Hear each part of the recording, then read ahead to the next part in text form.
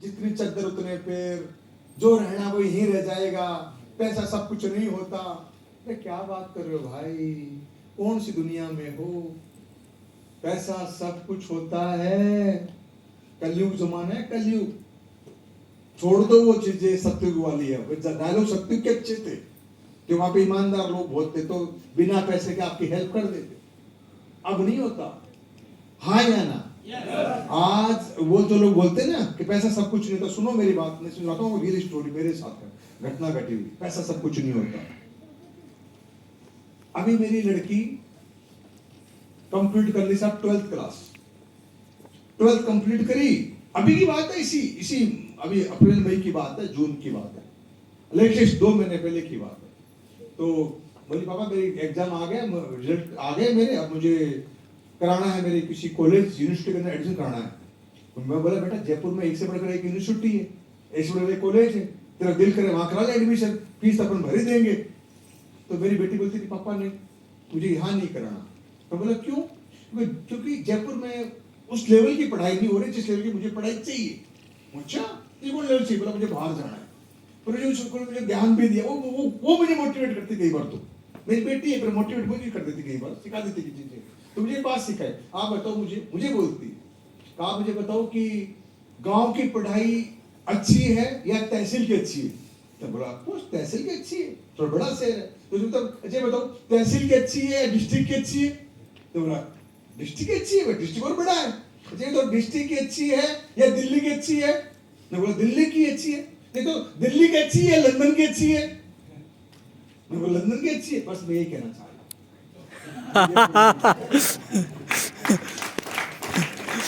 कहाँ पढ़ना है तेरे को? लंदन। लंदन के लिए नहीं बोल रही मैं, पर हिंदुस्तान की टॉप यूनिवर्सिटी मुझे जाना है। बोलो कहाँ जाना है? बोला बेंगलोर जाना है। बोला मुझे बेंगलोर जाना है। बोलो अच्छा तो बेंगलोर में कहाँ जाएगी? हम तो मुझे पता नहीं बेंगलोर में, तो कहाँ जाएगी? उसने ऑनलाइन मैंने सब कर लिया पूरा। बोला 2 यूनिवर्सिटी है वहां के ऊपर बेंगलोर में, एक क्राइस्ट यूनिवर्सिटी है और एक रमैया यूनिवर्सिटी है। इन दोनों में किसी में करा दो। वो तो क्या लेगी सब्जेक्ट, क्या पढ़ाई करेगी? बोला मुझे बीकॉम एलएलबी करना है। मैं बोला बीकॉम एलएलबी कर ले भाई, मुझे पता नहीं पर कर ले भाई, तो बाप है, पैसा दे सकते हैं। तो बोला ठीक है। तो पर वो एक दिक्कत है, मुझे बेटी बोलती है दिक्कत है। बोला क्या दिक्कत है? बोला मैंने बात करी है पर वो मना कर रहे हैं कि एडमिशन नहीं होगा, सीटें फुल होगी। तो बोला मैं क्या कर सकता हूँ उसके अंदर? तूने बात करी इंग्लिश के अंदर उनसे, मेल डाला, वो बोल रहे थे, मैं क्या कर सकता हूँ? बोला वो मुझे नहीं मालूम, आप मेरे बाप को आप जानो क्या कर सकते, मुझे एडमिशन कराना है। तो बोला भाई तू मेरे को नंबर दे। सर ये घटना है मेरे भी 2 महीने पहले की बात, नंबर दे मैं बात करता हूँ। उसने नंबर दिए क्राइस्ट यूनिवर्सिटी के और रमैया के। मैंने पहले क्राइस्ट को फोन किया, बोला सॉरी सर सीटें ऑलरेडी फुल। पर रमैया को फोन किया, सॉरी कुछ नहीं हो सकता। मैं बोला मैं रिटायर्ड फौजी आदमी हूं, तो क्या हो गया? कुछ नहीं हो सकता, सीटें फुल है। तो मैं बोला बेटी सीटें तो फुल है। तो बेटी बोलती मुझे नहीं पता, आप मेरे बाप को आप जानो। मैंने तो समझ में हो गया क्या करें। फिर अपने फौजी दिमाग लगाया कि यार ऑनलाइन नहीं बात पड़ी, फिजिकल बात पड़ेगी, जाके हाथारोड़ी करेंगे, थोड़ा बहुत रिक्वेस्ट करेंगे। तो अपनी बेटी को मैंने 2 दिन बाद फ्लाइट दी, जयपुर से सीधा बेंगलोर उतर गए बेटी को लेके। क्योंकि मैं बेटी को ले भाई मुझे इतनी इंग्लिश नहीं आती, टूटी फूटी आती, तू रातेदार बोलती कि बात बिगड़ गई तो तुम संभाल तो लेगी। तो बेटी को लेके कि चल भाई बेटा चलते अपन बाप बेटा कुछ तो जुगाड़ निकालते हैं। तो 1-2 लाख पड़े थे, वो जाले जेब के अंदर और फ्लाइट लेके निकल गए साहब बेंगलोर गए क्राइस्ट के अंदर। वहां पे पता किया, थोड़ा हाथ पांव मारा। तो उन्होंने बोला कि यहाँ पर तो पहली बात तो बीकॉम एलएलबी इकट्ठी नहीं होती, या तो बीकॉम कर लो एलएलबी कर लो, और उनमें भी दोनों में जगह नहीं है, सीटें ऑलरेडी फुल हो चुकी है। तो मैं बोला बेटा यहाँ तो कुछ हो ही नहीं सकता, ये तो सीटें ही फुल होगी। बोला मुझे नहीं पता, आप मेरे बाप को आप जानो क्या करना। मैं तो लेके आ गए आपको, मुझे नहीं पता। बोले क्या मतलब रमैया में चलते हैं, चल। तो हम रमैया में गए साहब, रमैया यूनिवर्सिटी के अंदर। तो रमैया में गए तो वहां भी सेम, पर वहां पे एक बात हो गई कि यहाँ पे बीकॉम एलएलबी इकट्ठी है, 5 साल का कोर्स है, ये फीस स्ट्रक्चर है। पर सॉरी इस साल कुछ नहीं हो सकता, आप लेट आए। तो मैं बोला सर लेट कैसे आए, रिजल्ट तो अभी आया, रिजल्ट हम आ गए। बोले सर आप आए पर हमारा अलग तरीका है एडमिशन का, हम पहले 11th क्लास की उसकी मार्क के ऊपर ही ऑनलाइन इंटरव्यू करके 12वीं रिजल्ट आने से पहले हम एडमिशन को ले लेते हैं। तो मैंने तो हमें मालूम ही नहीं था। बोला हम क्या करें भैया, हमारे रिजल्ट तो फुल हो चुके। तो मैं बोला बाबूजी कोई तरीका तो होगा। मैंने अपनी भाषा में, भाई मैं फौजी आदमी हूँ, मेरा ये आई कार्ड है फौज का, और मैं एक आर्मी पर्सन है, कुछ तो तरीका होगा, कुछ कर लो यार। फौजी कोटा वोटा अपन दिमाग में लगा रहे फौजी, भाई 2 रुपए बिना दिए बात बन जाए तो। गरीब लोग सोचने से 2 रुपए बच जाए कहीं से भी, और वहां पे तो मोटी रकम थी ना, तो बोलो बच जाए, ठीक है 2-4 लाख रुपए। तो बोला नहीं सॉरी सर, कुछ नहीं हो सकता। तो बोला बेटा कुछ नहीं हो सकता। मुझे नहीं पता, आप मेरे बाप हो, नहीं जानते, मुझे एडमिशन चाहिए।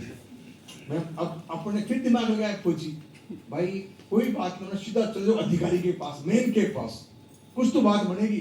तो भाई साहब मैं एक वो था ना प्रिंसिपल वहां का, रमैया का, मैं सीधा उसके चेंबर में चला गया डायरेक्टली, बिना किसी को, वो जो था ना गार्ड गुड, वो पियोन शियोन, वो रोकता रहा, मैं रुका नहीं, चला गया। वो देखी जाए कि पियोन की क्या हिम्मत रोक रहे, मैं चला गया अंदर।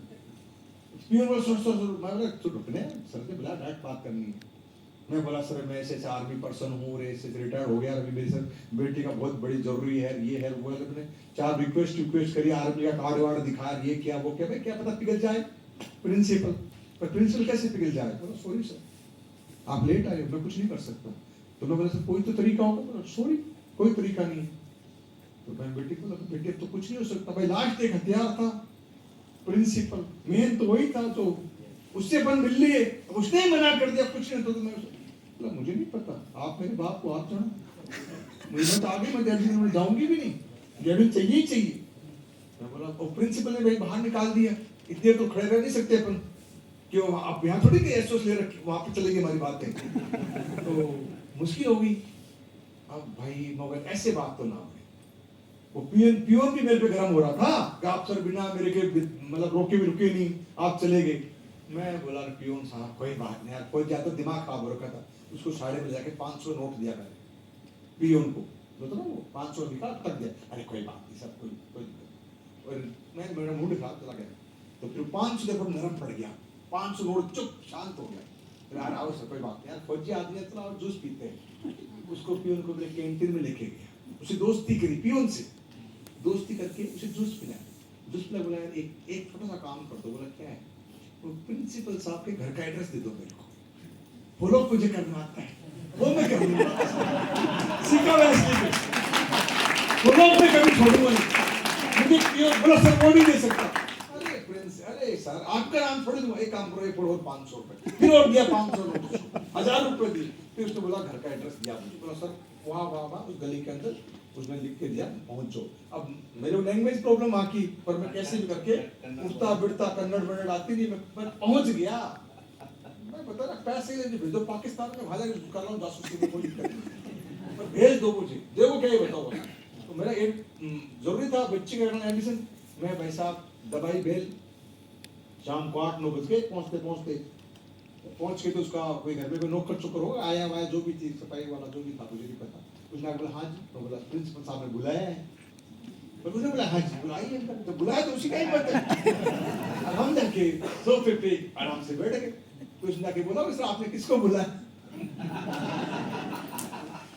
प्रिंसिपल भाई क्या पता, मैंने किसी बोल दिया होगा। तो प्रिंसिपल आया अंदर से, वो ऐसे नॉर्मल अपने घर के कपड़ों के अंदर, वो मेरे तो आप इधर आ गए, अरे सर क्या करूं सर, आ गया वो बच्ची वो मान नहीं रही, बस सर देखो मैंने मना कर दिया ना सर, आपको मेरे हाथ में नहीं है पावर, ये वो मैं सर वो मानता हूँ तभी तो आपके पास आया हूँ। तो बोला नहीं सर देखो आप फौजी आदमी समझा करो। सर मैं फौजी अभी नहीं हूँ सर, मैं अब फौजी नहीं हूँ, मैं अब मैं पूरा बिजनेसमैन फौजी में था, उधर ही छोड़ा है, उधर वो छोड़े मेरे को 8-9 साल हो गए। अब मुझे पता है फौजी वाला काम चलेगा नहीं, अब चलेगा रोपड़े वाला काम, तो अपना हथियार हो गया फेल, अब चाहिए रोकड़ा। तो मैं बोला सर देखो ऐसा है, अब जो घर पहुंच गए, थप्पड़ तो मार नहीं सकता ना, निकाल सकता नहीं, 2 मिनट बैठे बात ही करेगा, तो मजबूरी बन गई उसकी बात करना, बैठ गए वहीं पे सोफे बैठ गए, तो उठा नहीं सकता एकदम से। तो बोल सर दो एक लॉजिक दे सकता, देखो बेडशीट फुल हो गई, जगह नहीं है, ये नहीं वो नहीं। मैं बोल देखो सर मेरे से विश्वास करो, एक आर्मी में हूँ, मैं किसी को नहीं कहूँगा अपने दोनों की बात है, मैं को रिकॉर्डिंग कर रहा, बेटी मेरे साथ में, परेशान आदमी हूँ मैं, आप बोलो पैसा कितना लोगे, मैं सीधा एक ही बोला, वो मेरे मुख की तरफ देख रहा है, मैं तो बोला आप बोलो पैसा कितना लोगे, डायरेक्ट एक ही मिनट बोला पैसा कितना लोगे, बस ये बताओ आप। तो मेरे मुख की तरफ दे रहा, कहीं तो सोच रहा है, बोला आप दे दोगे। उसने सीधा बोला कि आप दे दोगे? मैं उसे बोलो तो सही। बोला 17 लाख रुपए। एक ही बोला 17 लाख। मैं बोला दिए। मैंने भी नहीं बोला 16 का लाख, बोल दिए। मेरे मुंह पे अगला वर्ड उसका अकाउंट में नहीं चाहिए, पूरा केस चाहिए। मैं बोला बंदोबस्त किए, 2 दिन का टाइम दिए। केस का मामला अनजान जगह बेंगलुरु में कहां से लाऊं मैं? अकाउंट तो है पैसा। आज भी वायरलेस मोबाइल यही है, इंटरनेट बैंकिंग है, 10-12 लाख पड़े रहते हैं के ऊपर। पर करूं क्या? मजबूरी। मैं बोला दी। और मेरे मुंह की तरफ देख रहे, 2 दिन का समय दी। बोला दी। उसने बोली दी, ओके मैं लेके आई। पैसे गारंटी मेरी। मैं फटाफट इधर उधर फोन फान घुमा घूमू के 2 दिन में तो राजा की प्रजा चेंज कर दी। 17 लाख का बैग भर के पहुंच गए शाम को। 17 साहब ये लो, टेंशन नहीं, मेल आ जाएगी आप पास, हो गया एडमिशन।